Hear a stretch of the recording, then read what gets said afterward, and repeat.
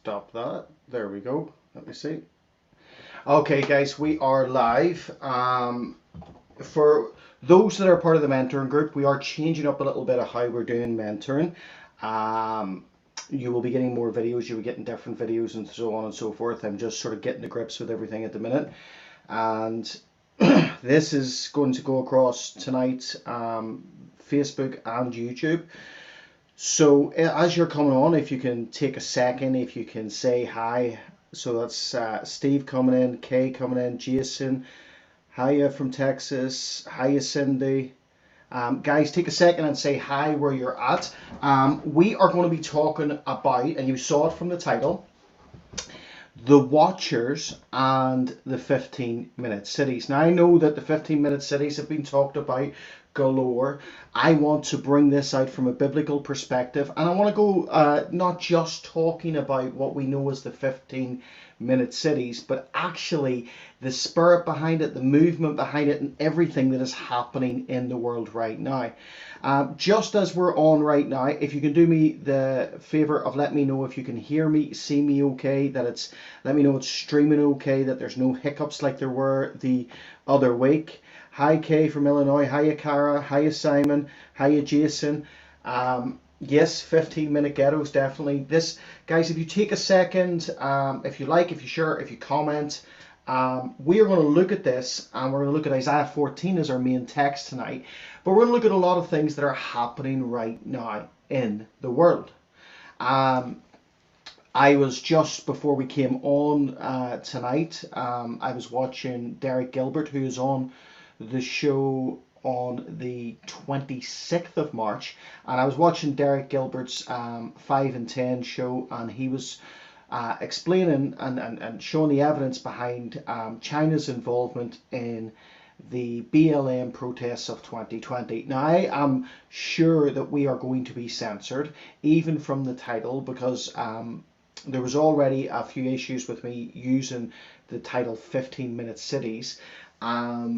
So, regardless, I'm dependent on you guys to get this out and you guys to see this and to comment away. And I just find that fascinating, because a lot of what we're seeing right now in the world seems to come off a CCP, a Chinese Communist Party playbook.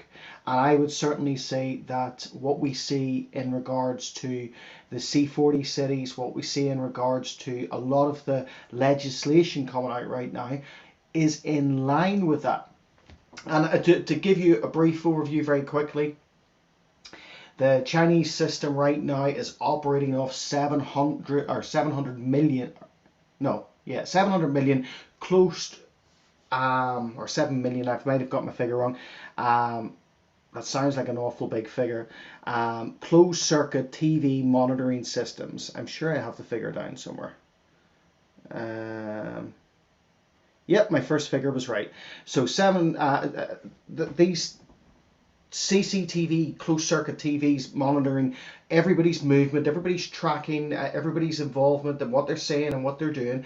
And it's linked to the social credit system that back in 2019 was sort of named the deadbeat app. You know, it was this idea of tracking your social credit based on your performance as a citizen, as opposed to your financial wealth, but whether you were a good citizen based on whether you were a good follower of the CCP's mandates and so on and so forth. And I remember first watching a panorama program about it in 2019, about an individual reporter who had his credit score, social credit score, dropped to 0, which meant he couldn't buy a bus ticket, he couldn't buy a train ticket.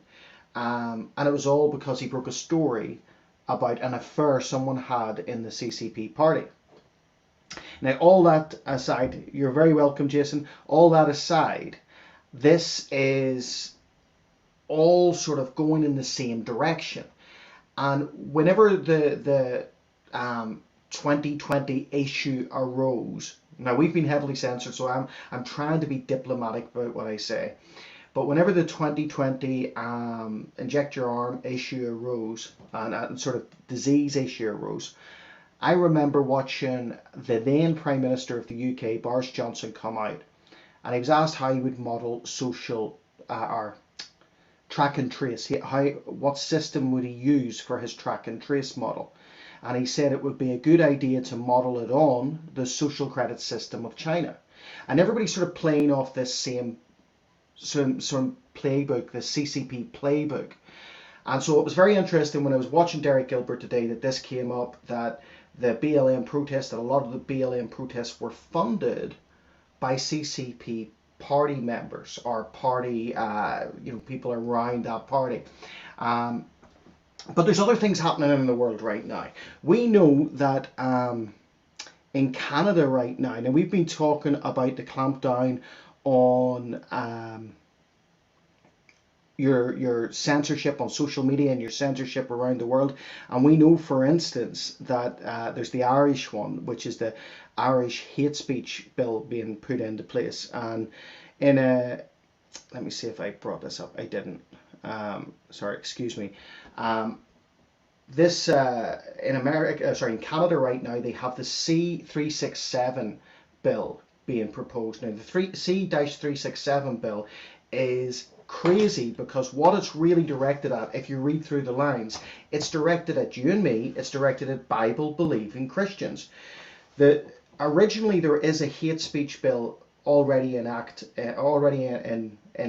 inbuilt into the Canadian system, and the current bill is about the willful protection of hatred against an identifiable group, and there are current laws to protect that. But that law right now has a caveat, has a few caveats written in. One of the caveats is, if what I say is true, then I can't be prosecuted for it.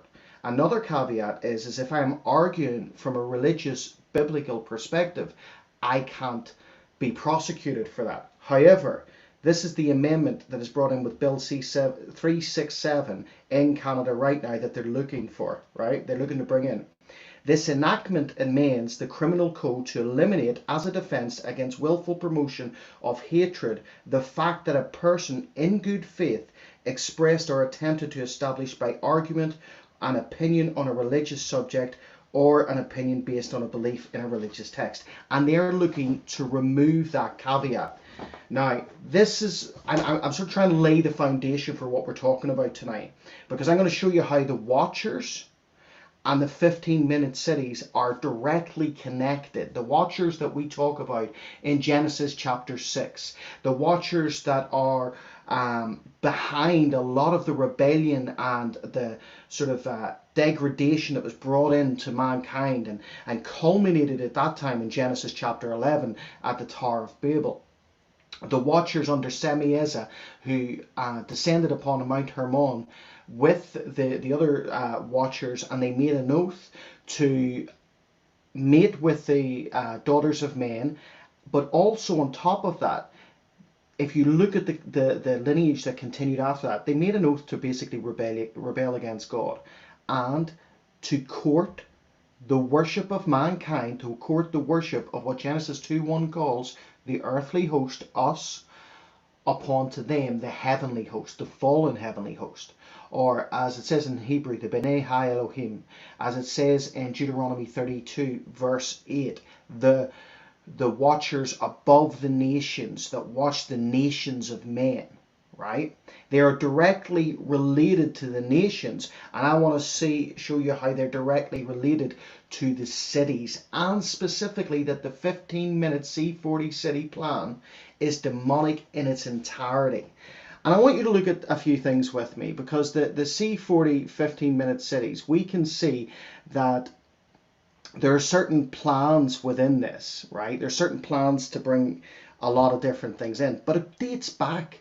Like I said, I believe everybody's singing off the same hymn book as the Chinese Communist Party. But if you go back to, say, 2015, you would have seen things like this. Coming up, if you don't live in a major metro area, you might want to pack your bags.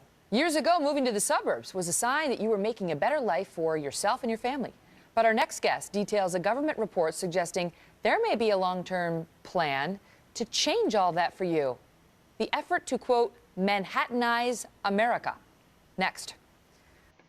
Now, what that is about is under the Obama administration that there was a direct plan, and it was linked to the Chinese Social Communist Party's plan, to kind of take away from the suburbs and start an urbanization plan, bring everybody back to the cities. And this is a plan that we see that has been in play with China. I think China in 2019 moved around 250 million of their civilians out of the countryside and back into the cities. Now, why would you say that's the case? I personally believe that it's a point of control. Look at the plan that we see in Genesis 11. In Genesis chapter 9, whenever the ark lands on Mount Ararat and the 8 members of Noah's family all come out, they are given the instruction by God to go out, therefore, and multiply, subdue the earth, to spread out across the earth. But instead, under whatever spiritual influence or whatever sort of wicked, rebellious heart that they had, they congregate. A little bit later, the new humanity congregates at the valley of Shinar, right? They congregate at this valley, and as they congregate at this valley, they're in direct opposition to what God had said: go out and subdue the earth, spread out, and instead they centralize. Now, I believe that this is a spiritual strategy, and this is a spiritual strategy that is evident in the modern day culture, with 250 million Chinese citizens being taken out of the countryside and reintroduced into the cities, with the urbanization program that was under the Obama administration, that is continuing now. And how is it continuing now? Well, at the minute, I believe they're using the carrot. Rather than the stick, they're using the carrot. Okay? So when you see that your road tax increases, now we've been saying that for years, our road tax keeps increasing, but when you see that in conjunction with the roads being left in a dilapidated state, now I live in the country, and for me to get into the centre of town, for me to even to go to church, to get to our church in the centre, I have to avoid potholes galore. And in fact, there was in one route not so long ago, there was a sinkhole that developed. And none of these are getting fixed. Well, at least from my experience and from the experience of others I know, they're not getting repaired. Why? Because there has to be a carrot, an incentive for people to move out of the country and back into the cities. Now, this is not a conspiracy theory. This is like I said, this dates back. We can see this in the Obama administration. We can see this in the Chinese administration still currently. The idea of increased urbanization. Now in China, they've started to do this with building higher and higher towers and packing people into smaller living dwellings. This dates back to the satanic plan that is seen in Genesis 11. Now from Genesis 6, remember it is the Nephilim, the offspring of the Watchers, that are washed out with the flood. But what we see is a Watcher's plan continue.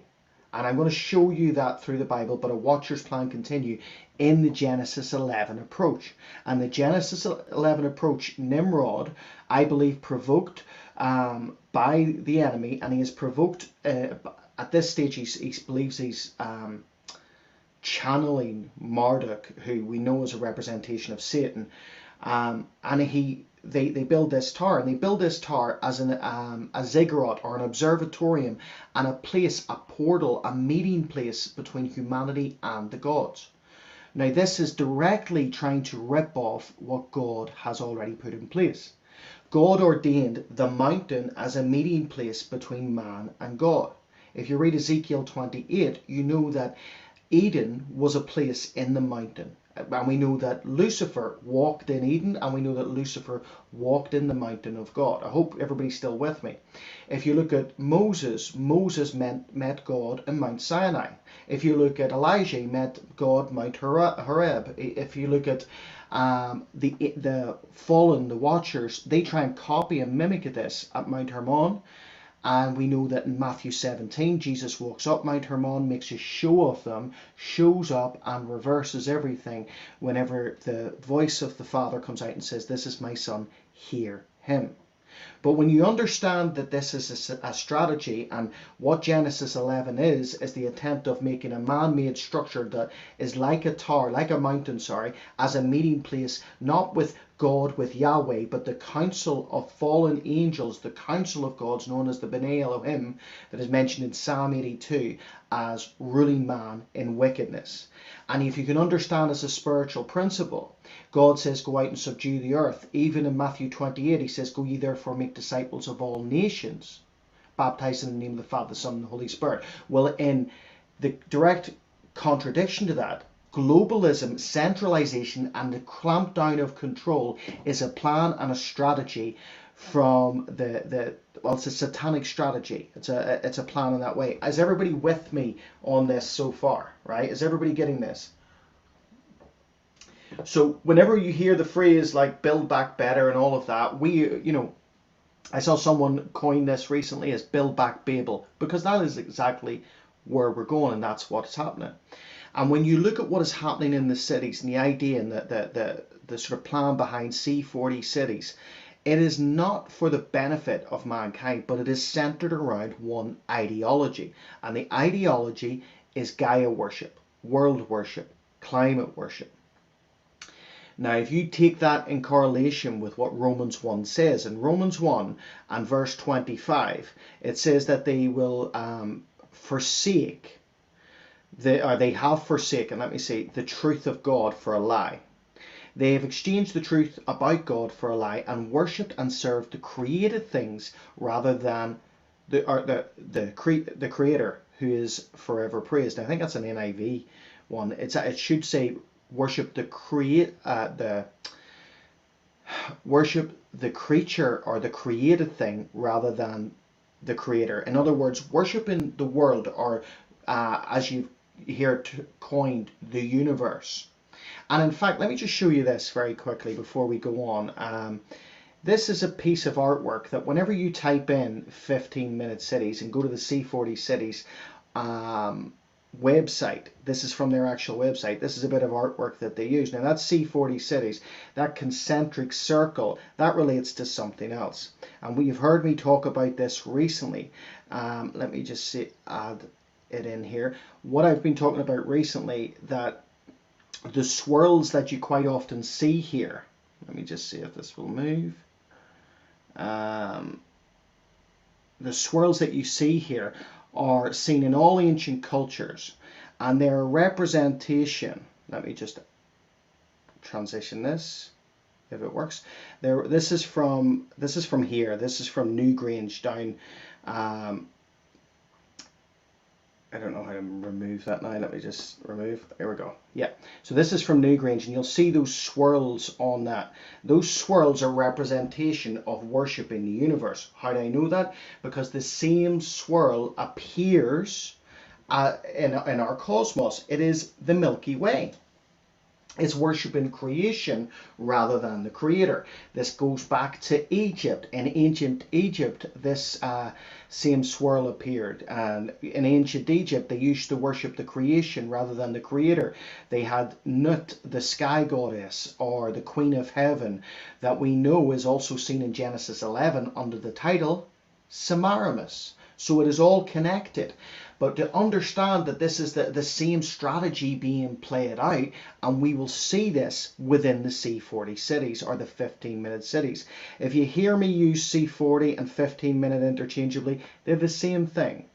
They're the same thing. Now, this is an ITV report that came out. It says, we won't, so this is from TV here in the UK, we won't concrete over the countryside. PM and Housing Secretary set out plans to build new homes in cities. In other words, right, there will be less homes in the country, but move back to the cities. It's the regrowth of urbanization. Now, back in 1996 or 97, when I was still in school,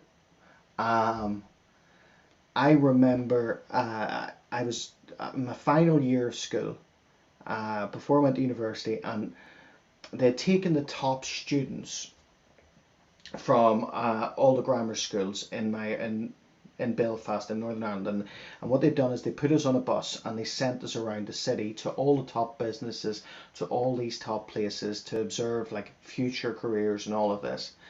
And one of the places they took us on this, it was a week-long expedition, was the central control for observing traffic, you know, the cameras that you see on the road and the central control hub. I can't remember what the name was. And the guy there showed us, now remember this is what, 96 or 97, and the guy showed us there as we were in that wee small room, and this is back then, and he was able to zoom right in, right from a building. He was able to zoom right into a lady sitting on a bench and able to look in from that distance and tell us what was in her purse, because her purse was sitting open. He could see and observe everything that was in her bag. Now that is back then. What do you think it's like now? Right? With the advancement of technology, with the increase of technology, what is it like now? Okay, so we're drastically on from that. Technology started to increase at an exponential rate, and as it's increased, and now you see things like the way China is covered in these cameras that are linked up to the social credit system. And then you see what it's like in the UK, you see London, we see here in Northern Ireland, and they do it off the back of saying it's for your peace and safety. So London, for instance, it was based off the back of 9/11 and 7/7, that they increased all the observance, all the monitoring and all the monitorization through video cameras. They increased it exponentially, that London became the most videoed place on earth, and they done that under the term of peace and safety, right? They done it here in Belfast and under the idea of peace and safety. It's for your protection. In fact, a few years later, when I was in university, I remember going out. This is pre being saved, by the way. Going out, and I was in a bar with my friend, and I was the designated driver, and we were driving home. And we went out and we were walking home, and two guys that he knew came with us. I didn't know them, but I was asked, could I give them a lift? And as I gave them a lift, and we got maybe, I don't know, 200, 300 yards round the corner, about 5 unmarked police cars stopped us. And the policeman came up to me and says, we've been watching you guys leave the bar to your car, monitored through the cameras on the street. They've been observing this. Says, and he was able to tell me those two guys that you've got into your car that you don't know are involved in drug dealing, and they're going to a place to make a deal. Do you want them in your car? I said, no, get them out. So that was back then. And you think where we're at now. Now the C40 cities, they're coming in under the guise of Gaia worship, saying it's better for your peace and safety and it's better for your environment. But you look at what is coming in. You look at they're saying that by 2030, the C40 cities, now there's 96 cities already signed up to this, they will have a reduction in private car ownership by 90% by 2030. Or if you look at, let me see where we are. If you look at the idea, here we go, of meat consumption. So meat consumption by 2030, the idea, the ambitious target is that we drop to 0 kilograms of meat consumption per year. Now an average meal consumes about 331 kilograms of meat per annum. But their progressive target in each one of these cities is 16 kilograms of meat. Now think about that. Now what would that be for? Now I know that I will be censored for this, but it's making humanity, or the people living in that area, more docile, because they won't have the same nutrients, they won't have the same energy to resist tyranny, and it's a way to control. Maybe you think I'm out there a little bit out of the box on this, but this is what I'm saying. This is what I believe. And listen, nothing I'm saying here hasn't been taken off their websites, right? Now, obviously the biblical connotation isn't there, but I'm drawing that in a minute. So, hiya Florida Mermaid, I want you to actually look at this from what it's about. It's about limiting travel. Like I said, they're doing it with a carrot motion at the minute, where they don't repair the roads, they increase road tax, they bring in carbon taxes for your cars, they put on tolls on the toll roads, and it costs you more to travel. And they're doing that for the sake of you going, well, I've had enough. And then when there's this big financial crisis that they believe is coming, that we know is coming, we're already seeing the cost of living. This isn't it.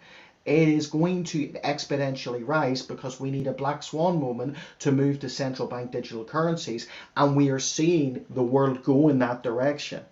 And as that happens, then they'll turn around and say, well, only jobs are available here, and it's going to cost you too much of your wage to travel in, so you must move back to the cities. Why? Because cities are more controllable. And as they're more controllable, it is dating back to the strategy of Genesis 11. Don't spread out as God has told you to. Instead, congregate in this area. Right? Now, why am I saying this is related to the likes of Watchers and a Watcher's plan? It is not just because of Genesis chapter 11. If you look at Isaiah 14:21. Now let me preface this. Isaiah 14 specifically is talking about the fall of Lucifer. And if I just give you a brief insight and then read verse 21.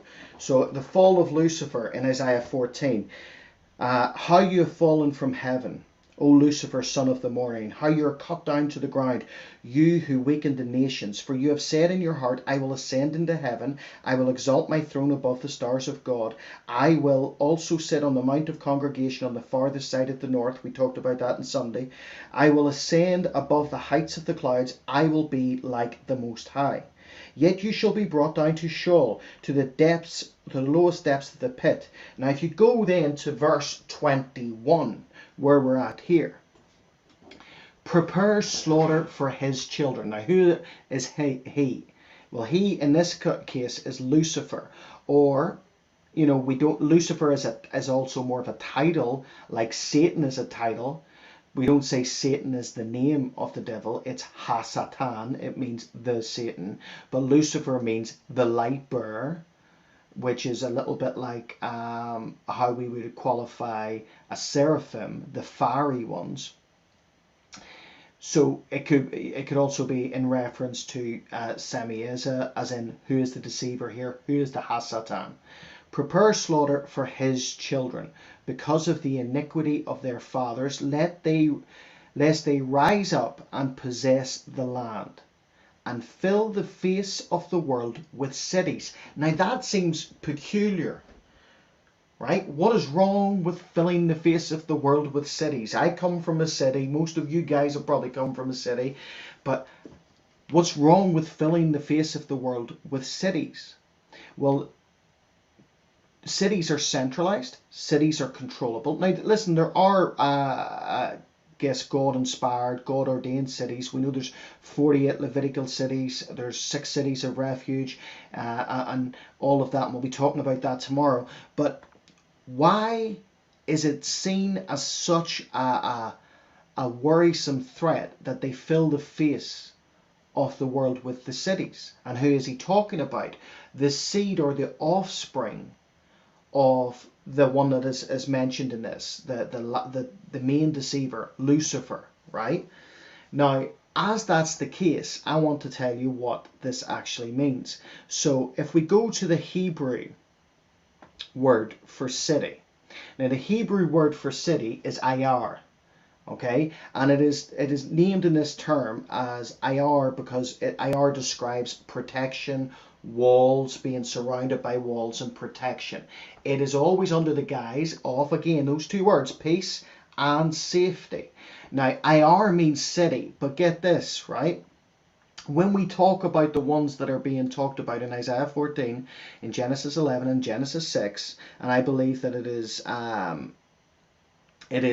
sort of in reference to, it also has a connotation, right? Now, the Hebrew noun ayar, pronounced ear, like the body part, is the word known for city, town, or permanent settling, but it is also the exact same word for watcher. So when we see the word watcher, when we talk about the word watcher, when we talk about, now obviously our main source for that is 1 Enoch 6, but when we talk about watcher, it is the word ayar. In fact, when it says back in Isaiah 14, verse 21, when it says, that they, prepare slaughter for his children. In other words, those who have fallen with him, in this opinion, in this reference, lest they rise up and possess the land and fill the face of the world with cities. In other words, fill the face of the world with centralized areas that can be controlled by the Watchers. Does this make sense? In fact, when we see this under the connotation of what the nations try and do, remember that Genesis 11 is is where God divorces the nations of men. Okay, he comes down, he interrupts the way they're speaking, and he says, right, you guys go out, go, right? And he divorces the nations of men. And as he divorces the nations of men, you can understand then what the nations represent. Well, in Deuteronomy 32 verse 8, we know that the nations of men are set by the B'nai Ha Elohim, those quantified or qualified as the sons of God, aka the ear, aka the watcher, and the watchers over the territory.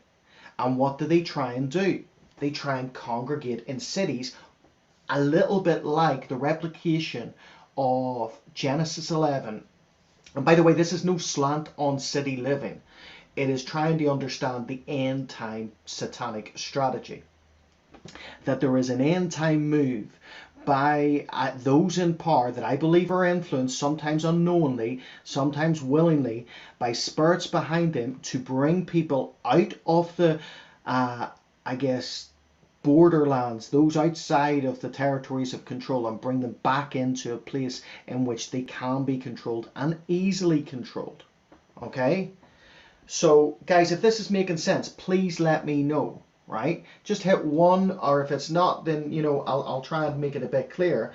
But I want you to understand it from the point of view that I see this, right? There is a strategy and a satanic plan to bring about control, and these control elements are seen in the reducing of territory of man, that taken away from the Genesis 9 mandate to go out there and multiply and subdue the earth, but instead congregate in one area. And this is what we're seeing. We're seeing this. Like I said, I showed you the video earlier, and it's the urbanization policy of Obama. But if you look, like I said, in China, where are we? Hold on. I will show you that. There. In China, in the New York Times on the 15th of June last year, it says it's called China's Great Uprooting, moving 250 million people back into the cities. So these are 250 million people that are in the outside country area. This is why, as well, things like farming are under attack. It is deeper than just controlling the food. Now, do they want to control the food? 100%. They're playing, like, when I say they, right, I don't think they are unidentifiable. When I'm talking about they, I'm talking about the human cohorts that seem to be moved by this satanic strategy that I believe comes off the Watcher strategy. And when you look at Davos and the think tank that is the WEF, they are very clear that they want to have a war on farming to reduce nitrogen. It is all done under the mandate of Gaia worship, of world worship. And listen, this is biblical. This is what sort of shocks me that people don't get this. Our pastors aren't talking about this. If you read Revelation 17, you know that the harlot of Babylon, which is the religious system of the end times, is used and capitalized upon by the merchants of the world to get into place the things that they want in the world. And then what God does in Revelation 17, he doesn't just destroy he doesn't actually, it's the people, it's those merchants that kind of, in sort of vulgar terms, rape the system that they're claiming to worship. So they rape the world of its resources whilst claiming to worship the world and get everybody to go along with their crazy policies.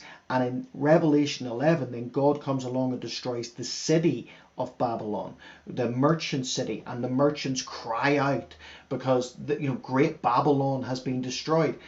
This is a demonic strategy that is seen in the Bible, and yet I don't understand why churches are quiet about this. Whenever you see the increase of Romans 1 mentality of Gaia worship, of worshipping the creation rather than the creator, and you see that coming on the back of this is this satanic plan to move people out of the outskirts and back into a place of control, a place of observable control, a place that can be restricted, can be confined, to get people to move, and I think somebody said it, like shepherding sheep, to get people to move in the way and the I guess the plans that they have.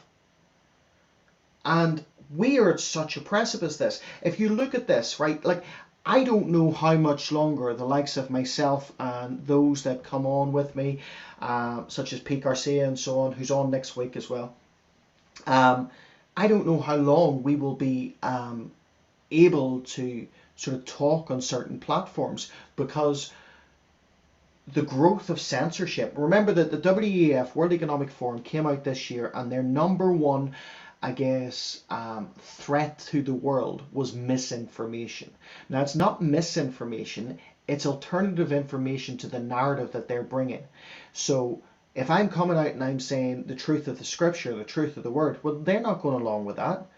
And if you see things like the Irish hate speech bill, where it seems to be targeting, in my opinion, certainly conservatives, but 100% those with a biblical mindset, those with a biblical worldview, those who hold to the Bible. I'm not going to say Christians, because I know a lot of people who class themselves as Christians who would very rarely use the word in any of their daily speak. But these bills are coming against it. And in this Canadian C-367 bill, and the Canadian idea that you can actually, for hate speech, suffer life imprisonment. This is the world that we're going into. Now you imagine that, and you imagine that under the increased technology that we have. Now I told you what it was like in the 90s. What is it like now? You imagine that in a few years' time, when it's starting to pop up. Now when you put 15-minute cities into the likes of YouTube, it comes up 15-minute cities conspiracy theory, or why 15-minute cities aren't a conspiracy theory and why they're so good. But the truth is, it's all about control. Now, at the minute, you're going to be, already in Oxford, there's regulation coming in with these C40 cities that if you travel over a certain distance, so many times a year, you will suffer a fine. Now, some people may be able to consume that fine and absorb it. Others will be forced to do what? To move out of the outskirts area and to move into more centralized area where their work is, right? And this is what the Babel system was all about. It was about creating consumers, or as we see in the Babel narrative in Genesis 11, conformity. It was about people conforming, and we're going to reach that very, very soon. And I think that if we are, the part of somebody said about the flying the jets all over the world and their private jets, and part of the C40 requirement is everybody is restricted to 2. Actually, I think I might have this. Let me just check. It might be actually less than that. I think it's 2 domestic flights over, I think, 3 years that you're restricted to. You're certainly restricted even in the garments that you can buy. So there's a reduction in the clothing. Let me just throw this up, that you can buy. So this is the targets for 2030 under C40 cities. Now remember, 96 cities have signed up to this. Okay, 96 already signed up to this. So the progressive target in 2030 is that each individual will be allowed 8 new clothing items per person per year. The ambitious target is 3. Now, that, just off the bat, what's Christmas going to be like for husbands, right? Who rely on Christmas to get their new boxer shorts and their new socks. You're not going to get them. So this is what I want you to sort of take on. C40 cities are coming. And if you look at this is all coming from the World Economic Forum, but it is not negated by any of the world's governments. Now, there are people coming out and speaking against it. But what you'll notice, and you'll notice that this is a strategy in psyop warfare, it's the pendulum movement, okay? So if you see that the massive public opinion is over here, then what you do is you rise up a counter to the narrative of the government speaks. So if the government's coming out and saying this is the way it'll go, you rise up someone who will speak counter to that. Then they float over here, and then this person over here starts to compromise on what they were saying, and eventually the people are attached to the individual and they are now in a state of compromise, and eventually they're easier to get into where the powers that be want them to go. Does that make sense? You see this all the way through history. You see that what happens is that you rise up someone in opposition, and then what comes along from that opposition is a speaker who speaks in that great opposition form, but then compromises, and because he has the followers and the people who are attached to the individual, they compromise along with them. I hope this makes sense. Look, this being said, the Watcher's fate is already written. Okay, the Watcher's fate is already written. We know that the narrative and the strategy of this is already, it's a foregone conclusion that we know what will go through, and not that we will go through, we will be removed, and pre-trib, right? We will be removed, but what the world will experience throughout the tribulation. But at the same time, what happens to those who rebelled against God, both in human form of the earthly host and in heavenly form of the heavenly host, the B'nai Elohim, is that God wins. But I want you to look at something with me. Guys, keep throwing up your questions. I will and make sure you type question first. That allows me to type it in at the top of the search engine. It just brings it up. But if you look at this, in corresponding action, remember that there are 70 nations according to the Bible, or in some translations 72. Now, 70 does not represent the extent of all the nations, right? But what it does represent in biblical speak is the totality of things. So 70 is seen as the totality of things. So when it says in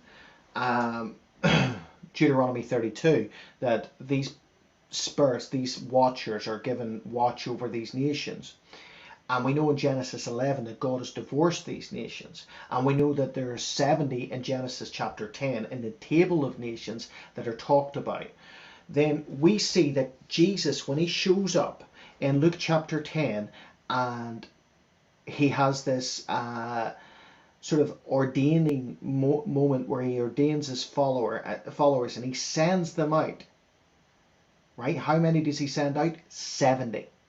And he sends 70 out as a direct prophetic slap in the face for the watchers who have turned away from him and who have caused all of this destruction and rebellion, right? And he sends them out. And in Luke, I think it's Luke 10 verse 13, he says, "Woe to the impenitent cities, woe to you, Chorazin, woe to you, Bethsaida, for if the mighty works which were done in you had been done in Tyre or in Sidon, then you would have repented long ago, sitting in sackcloth and ashes." Why is he proclaiming woe to the cities? Because these are the cities that in spiritual speak, are in full submission to the watcher entities above them. Now, this is the thing. I'm not talking about, standing in defiance of your governing bodies, but I am saying that, one of the things that we witnessed through 2020 was people's ability to take the text out of the context and apply it in a really twisted form, like Romans 13, and saying that meant that you had to submit, whenever it is in direct contradiction to Hosea 8:14, and it's in direct contradiction to the whole book of Acts. But people did so and done so, because they were submitted under the spiritual principalities and powers above them. Now here's the thing that I'm saying to you. Your hope does not rest in politics. Your salvation is not in a political leader. Your breakthrough is not in politics. We, the church, the ecclesia, right? The ecclesia. Now remember, in Greek, ecclesia is a political term. It is a political term that represents both a political congregation and a powerful congregation, and it is presented to the church, and we are called that. Why? Because we are to stand as salt and light. We are to stand as restrainers of lawlessness. That's what we're to do. We're to stand in direct opposition to what is happening in this world. So when we see the growth of 15-minute cities, and we realize that there is the direct connection, even in the Hebrew etymology, between city and the term of those that were given power over the cities, the watchers, to bring into their sort of demonic strategy to try and get people to turn away from the creation, or from the creator onto the creation, then our job, our walk in this is to make sure that we go, right, okay, you did not, we're not going to be consumed or covered by the spirit here, but we're going to go like those 70 in Luke 10 into those areas, into those territories, preach righteousness, preach truth, preach the unadulterated word of God, preach the uncompromised word, not give in, not stand on ceremony, not wait to be liked by people, because fear of man is a snare, but instead speak truth in love, Ephesians 4:15, at all times. And Luke 10 gives us this. It says, oh, but whatever city you enter, and they do not receive you, go into the streets and say, the very dust of your city which clings to us, we wipe off against you. In other words, you're not going to be affected by this, but you are here not to wait for a political savior, but to stand in opposition. Now that may mean that you yourself enter into some sort of political realm where you can get more of an opportunity to speak, or it may mean that you just stand on the street corner and you proclaim righteousness until until judgment comes, until we're removed out of the way, and until his wrath is poured out upon this world.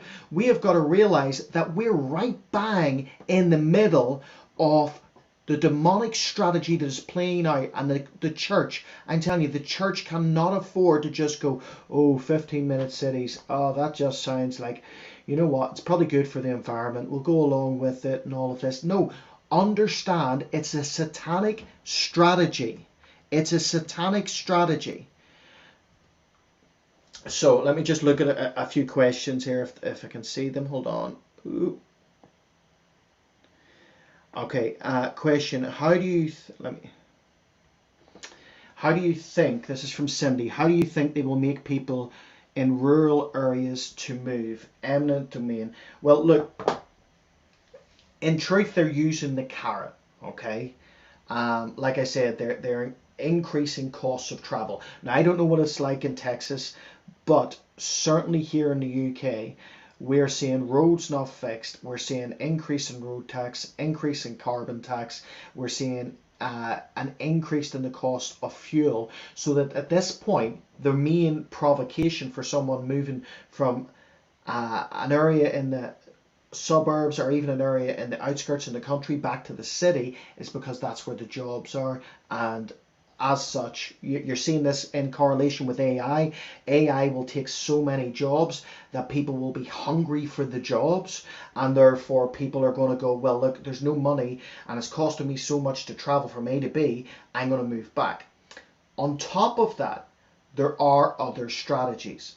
If you think back, I don't know, maybe you can comment, I don't know what it was like during COVID for those in America or those in Australia or those around the world here, but certainly where I am, we were given the rule that came in, you could not travel more than 1 mile from your house. So at the height of the pandemic, that was the case. You couldn't travel more than 1 mile from your house, and you couldn't be out of your house for more than 1 hour a day. Now, that would be kind of accentuated by what is sort of proposed to come in May.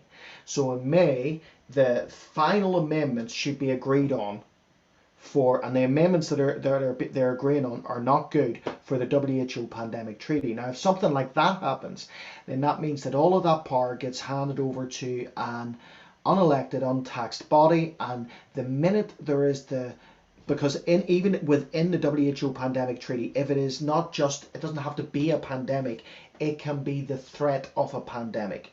And as such, with the threat of a pandemic, that could be something even ideological, right? Or the threat of a harm to the global population.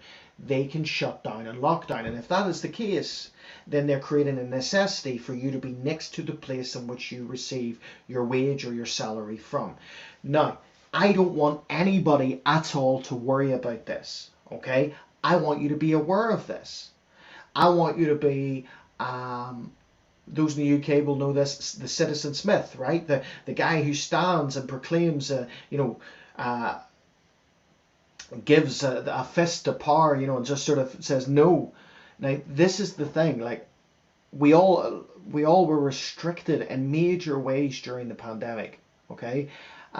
We had police come to the church. We had police in my mum's house.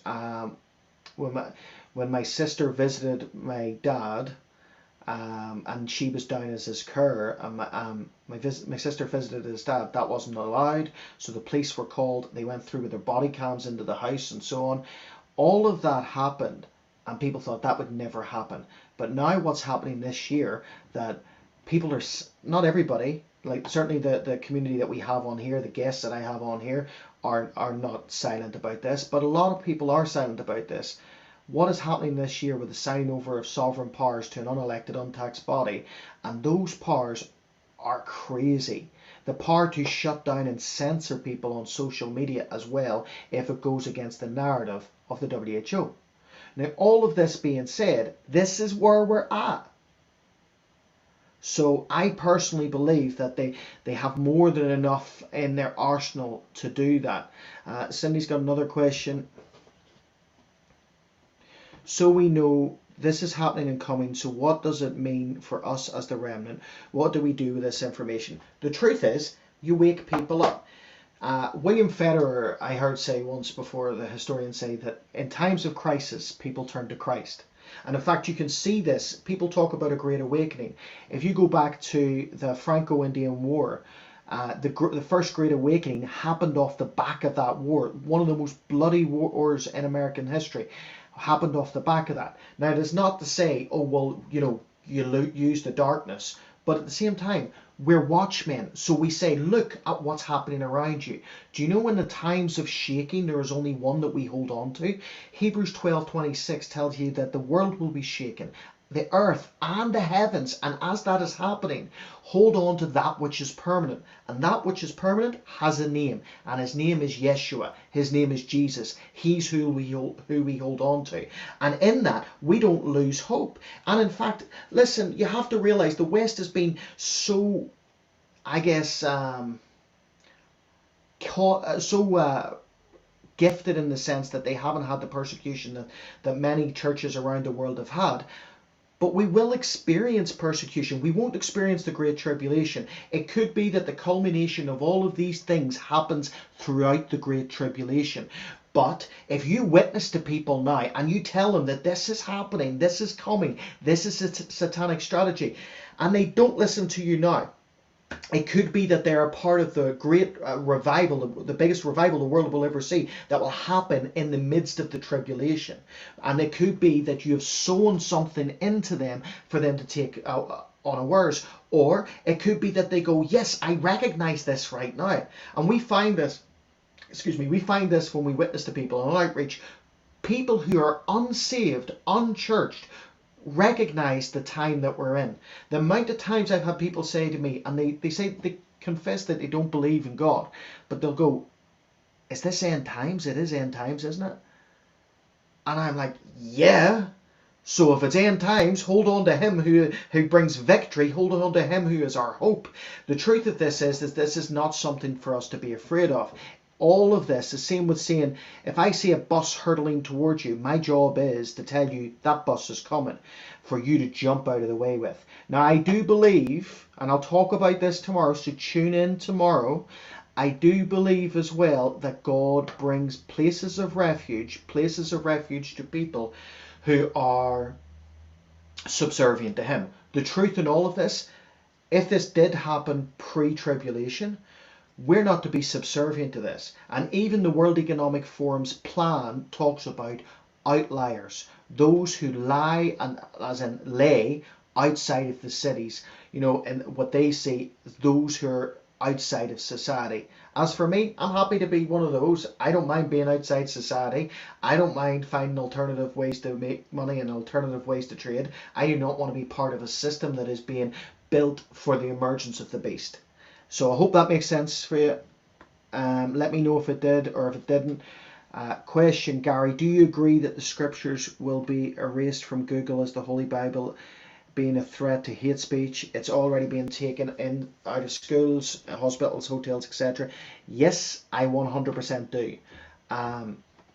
We use China as the sort of base model for everything that we're seeing right now, including the social credit system. Now, the social credit system that we are observing right now in the West is environmental social governance rules. Now, I own a business, and my business has already received, I had to fill in a big chunk thing, like a big document, I think it was like 150 pages, in relation to environmental social governance compliance and equity index and stuff, and all the way through it, essentially that I had to phone them up. I says, NA, not applicable. So anyway, but this, yet it's happening here, and it's all coming off the China model. Now, China and the CCP have already been changing the state Bible, right? So you have the underground church in China, which are true and holding on to the word of God. Then you've got the state church, and that's how it will happen. We know that because the Bible tells us so. 168 BC, a precursor to the, or a forepicture, a shadow of what it'll be like in end times. Antioch Epiphanes was beckoned, and Antioch Epiphanes was an Antichrist type figure who performed an abomination of desolation in the Holy of Holies. But he was beckoned to Jerusalem by Hellenistic Jews who wanted to embrace their Judaism and the Hellenistic culture. And they were in argument and dispute with the Hebrew believers who just wanted to hold true to what the Word of God said. Now, you will get a state church, and you will get a true church, a remnant church, as Cindy said, a remnant church and a true church. You will get that. And in China right now, the state church and the state Bible has already been changing scripture.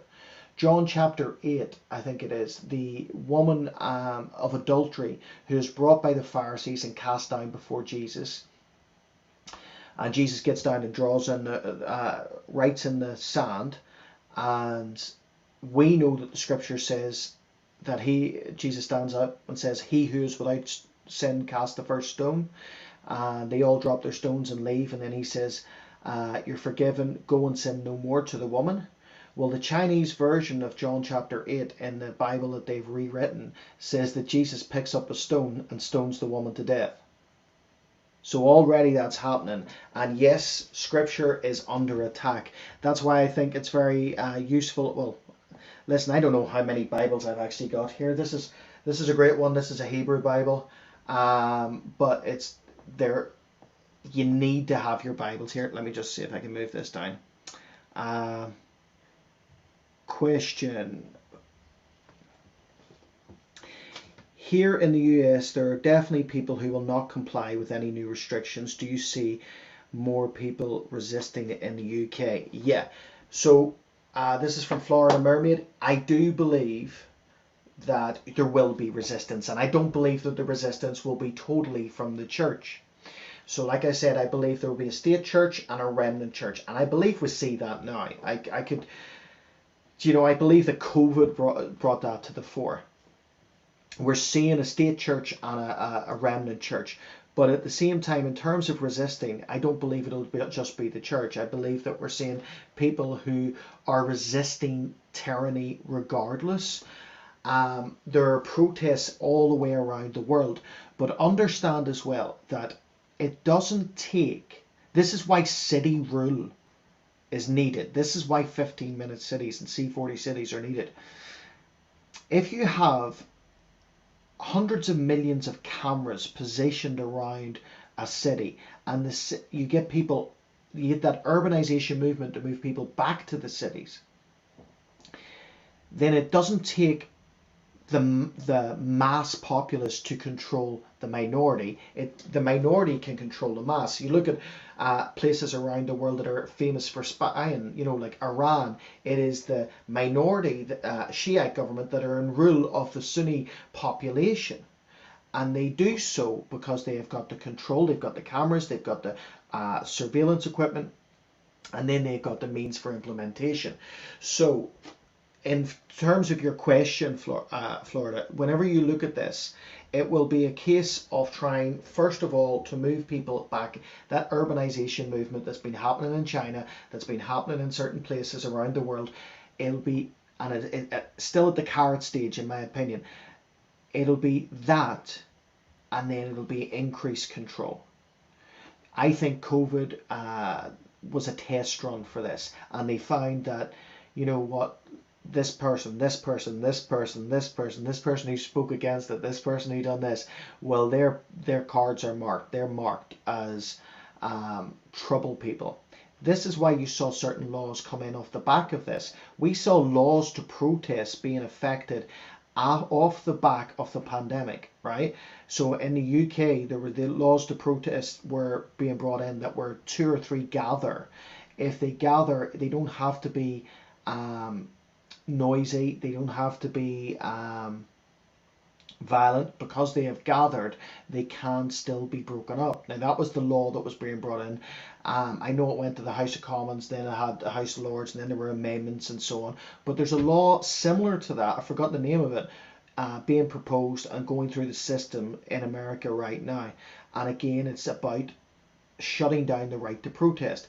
All of this is about bringing people back under the city living control. So yes, there will be the outliers. Yes, there will be those who resist. But at the same time, it's still going to go in that direction. And as it goes in that direction, it may mean that if the Lord tarries, it may mean that you need to be prepared for things. It may mean that you need to be prepared for like a gig income where you make money off different things rather than having to travel that way. But either way, God is in control and God is still on the throne. It's not for us to worry about, but for us to warn and be aware of. I hope I've answered that. I don't know if I did. Okay, I didn't get the full question there. Groomer gal, I have an unsaved daughter, just a statement. Listen, if you've got the whole thing is that if anybody is unsaved, this is the opportunity to witness. When you realize that the Bible foretells this, the Bible shows us all of this, and as this is shown in the Bible, then it was one of the things that convicted me in my faith was the accuracy of prophecy. When you take the likes of the book of Daniel, and you know that the book of Daniel prophesied the very day that Christ would come and be presented as the Messiah, as in his baptism and so on, and Luke 2. Whenever that was prophesied, almost 700 odd years before, and prophesied to the very day, you can't argue against prophecy. Prophecy is 100% accurate when it's biblical. So therefore, whenever you're going, right, hold on a minute, this idea of city control and 15-minute cities, guess what? That's a satanic strategy straight out of Genesis 11. It's a satanic strategy that we know will play again, because Jesus says in Matthew 24 verse 37 that as it was in the days of Noah, so it will be in the coming of the Son of Man. And if that is the case, it gives you, I guess, weight to your witness, in my opinion. Guys, any more questions? If I haven't got it, put it up. If I haven't seen your question, put it up again. I believe our Second Amendment will make it difficult for this to be implemented. It will, to an extent, right? What they will do initially is carrot, right? So if, for instance, put it this way, how many churches closed their doors for the sake of money. Loads. As in, now they wouldn't have said that that was the reason they were closing their doors, but they were getting money from the government to stay closed. And if that's the case, money hits people hard, as in the sense that people will go, right, okay, you know what, that's going against my principles, but I need cash, and all the jobs are now in the city. And in the city, guess what? It won't be like it is in the outlying places. In the city, it will hold different regulations. And we are seeing, which people, I'll be honest, a lot of people are oblivious to, a lot of the laws being enacted in certain cities already. Okay? Go on the C40 website. Look up to see which city has already, like which cities have already signed up to this. Guys, any questions, any other questions or any other statements that you want to put out there? I think I'm pretty much finished. I love you too, Jason. And listen, we are going to be gathered up, and I can't wait for the day of the rapture. And at the same time, until that happens, we're to occupy, occupy, occupy. We are to restrain, we're to be salt and light. And we're not to worry about this. I don't think that they will have an easy job putting this into play, but it's going to come. And remember that pendulum swing. They will rise up opposers, people who will speak against it, and then that you'll see those opposers compromise. Hi Renee. What do you think about Abbott declaring invasion in terms of the agenda and all our smart cities we'd have here?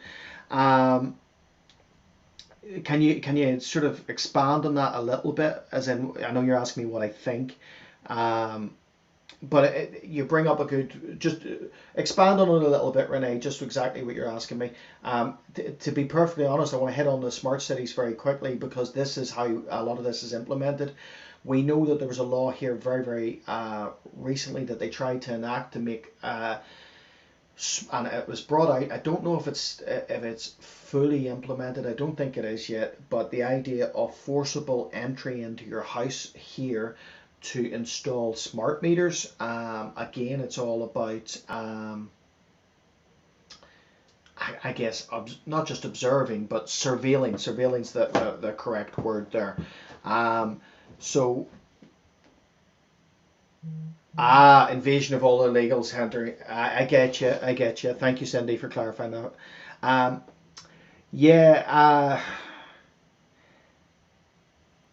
I think. Look, I think the agendas go hand in hand. In fairness, right?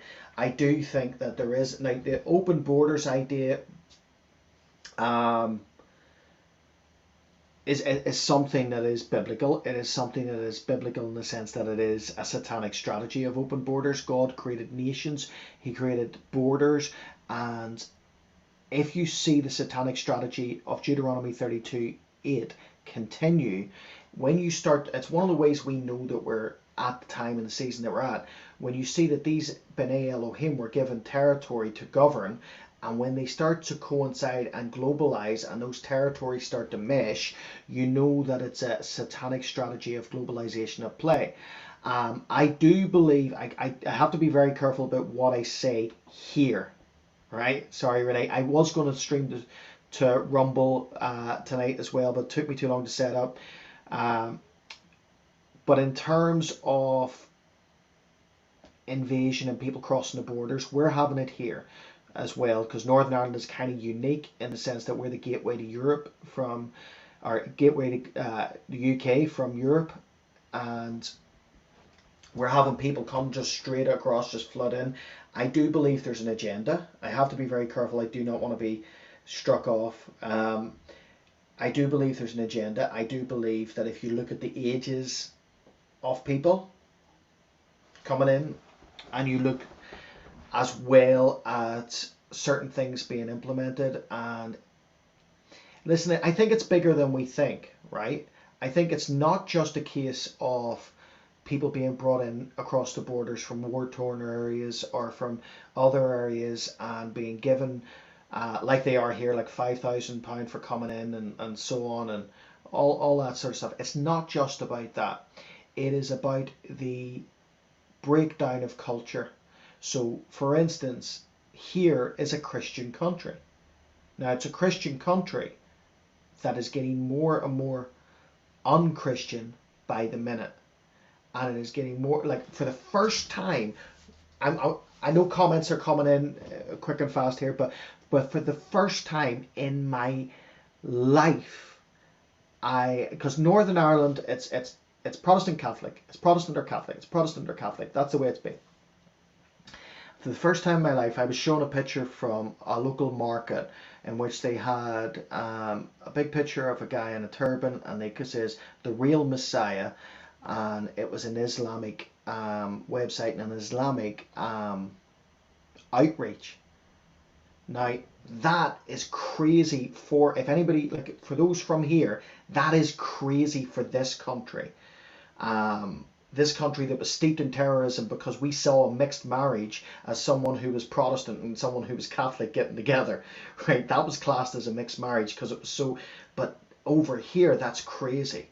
But that's also the way culture is being broken down. And it's one of the satanic strategies is to break down culture by the invasion of things across the borders, so that what was the culture and the morality standard for you was not the morality and the culture for them, and therefore you compromise. And that state of compromise, again, a little bit like the meat thing, when they take away the meat, it makes you more malleable to what is coming. Hope that it helps. Let me just put, I think that was there, that's Renee there. No worries at all, brother. Happy we are fighting back. We want borders closed, but the hidden agenda has me concerned. They could have closed the borders long ago. Yeah, but you're right, it's a hidden agenda, but it's not so hidden either. For instance, like, you know, what is happening in the world right now in war-torn areas and so on and so forth. If you mesh the society in that way, where it's not a case of just people coming into a country, which no problem with, but culture of the country being changed to be more amenable for everybody else coming in, that's where the problems happen, and that's where borders are crossed, and that's where there's big issues. Austin, Texas is the only city in Texas listed as a C40 since 2016. Also on the dot, Austin is the only 15-minute city project listed. I do see an article about Dallas working toward it. Yeah, the thing is like I said, I think it was Florida Mermaid who said it. She can't see that coming in. It's not going to be quick unless there's a black swan event, right? How did things escalate in 2020? How did we get from complete and utter freedom in every way, both ideological and walking about and doing your own thing, to being completely shut down, locked down, and held in what can only be seen as a prison sentence across multiple lockdowns? How can that happen in such a quick succession? You need a black swan event, and that's one of the reasons you're seeing so many people this year say that there's definitely a black swan event coming. So I think it is divide and conquer. Flood the nations. Social cohesion is lost. Yeah, very true. Dallas is already a smart city. We have many here also, almost as many as California. Gradually, then suddenly, that's what I'm hoping for. Yeah, it is going to be like that. Remember how Jesus describes it, and I'm way over time here, but bear with me, right? Remember how Jesus describes it in the Olivet Discourse, and how it is described in Scripture. It is described in terms of a woman giving birth, and as the day and the hour of the birth approaches, things speed up. And I would say we are probably approaching, now I've got 5 kids, and I always realized my wife for most times had to have her waters broken. But when her waters broke, she went really quickly. So she could have been sitting there for 24 hours, and then her waters were broken, and then that was it. It was really, really quick thing. I believe that we are approaching the water breaking moment. If we're not there, we're certainly approaching it. There's good evidence we will have a major event within a month. Look, I think there's definitely a black swan thing sort of sitting there, and it's kind of, it seems to be in the background, that you're waiting for that one day that you wake up and something big's happened, and I think it's coming. In my new book, not to like sort of use this as an advertising campaign, but in my new book, one of the things that I do is I show how 2025 is certainly marked as a major time of destruction prophetically, and I break it down through a Moedim strategy in the Bible and a Moedim strategy in certain satanic things that have happened over the past few years, to show you why 2025 is important. And I know that I have friends like Josh Peck who would proclaim that 2025 is going to be something different, as in there's going to be something happen one way or the other. Now I know it's the end of the last jubilee of the end of the age of grace happens then. They will use electric cars to clog the streets, so you're trapped. I follow a Christian from Africa, and they did this. I don't doubt that. I know there's some people in church that have electric cars, and I'm currently driving a courtesy car after my wife's accident, and they give me a hybrid. So I know that it's very, very computerized. Like, everything's under their control. Where is my book? My book is going to be opening for pre-order either this week or next week, and it will be out in about 3 or 4 months. It is because the book is almost finished, but I have a couple of good friends writing forwards for it, and yeah, it's I'm excited for it because it's called The Guardians at the Gate. Let me just see.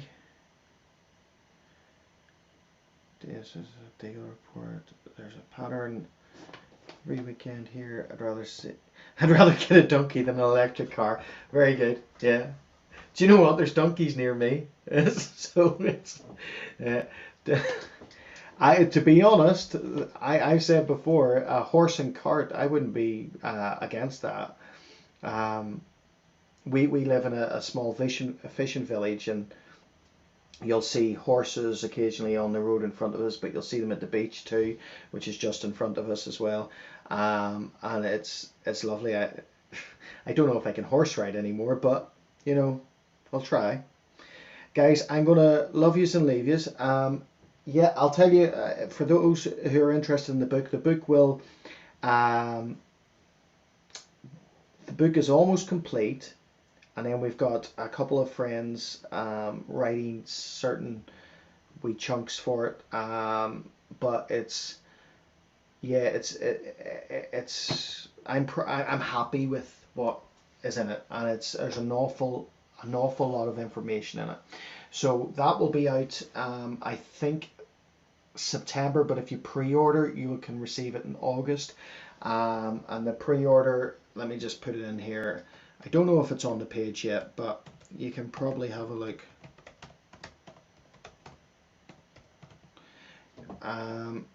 If you go onto the website, victorychurchbelfast.com, it might be in the shop bit now as pre-order. If it's in the pre-order, you can buy it in the pre-order, and then when it comes out, you can get it a month before everyone else. So guys, God bless, and join us tomorrow night, 1 p.m. Central Standard Time, 7 p.m. GMT.